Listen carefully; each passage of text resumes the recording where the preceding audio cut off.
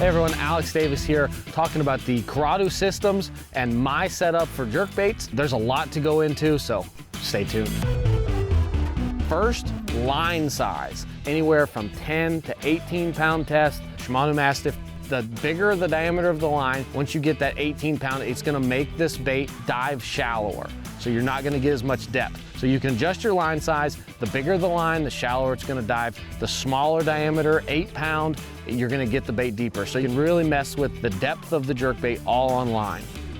The cool thing about the Zumverno 115 and World Minnow, they each have flash boost, jet boost, and scale boost. Jet boost, it's gonna help me get the same consistent cast every time and get a lot of distance. You know, that 90 to 110 foot cast repeatedly, never have to worry. Not gonna backlash with this Curado system.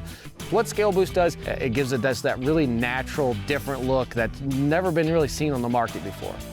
I use a 610 medium light Curado rod and a 610 medium. The stiffer the rod, so if I go to a medium, I'm gonna get a lot more of a slashing action. I'm gonna move the bait a lot more. If I go smallmouth fishing, I really want that bait to do a lot of, I call it tricks. I want it to do a lot of tricks. I want it to get down there and slash left and right, never stop moving. The medium light, I don't want that bait to do a lot. I want it to just kind of get down there, kind of go left, go right. You're trying to mimic the shad. The colder the water, the longer I want the bait to sit there. And then the warmer the water, the more you're gonna want that bait to do things.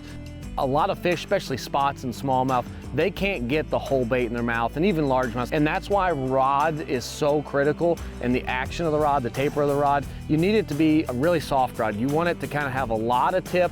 You still want that backbone. I like it about the third guide up, but you want that tip to have a really nice soft tip that's gonna absorb that lunge, that surge that they make at the boat.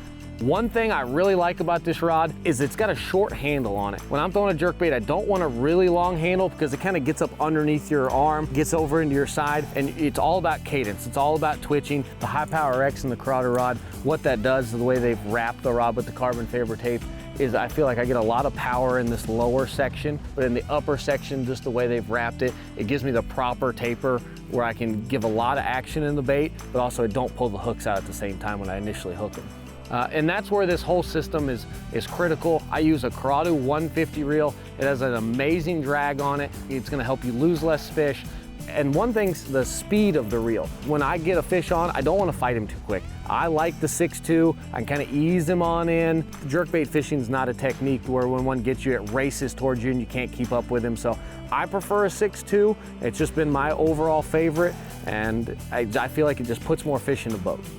One little trick that you get, if you're watching your bait visibly in the water, especially smallmouth, I see it a lot, or on forward facing, right when they get to the boat, they've tracked the whole cast, and it's one of those things you can't make them bite. One thing I'll do is I'll pop the rod straight up. When you do that, the whole entire cast, your bait's been going down. It's been going left and right, and it's been diving. So when it gets near the boat and they followed it the whole entire time, they just won't commit. One thing you can do is pop that rod up. I like to do that. It's something they haven't seen. This Zumverno 115, when you pop it up, it'll actually spin around and kind of look at the fish.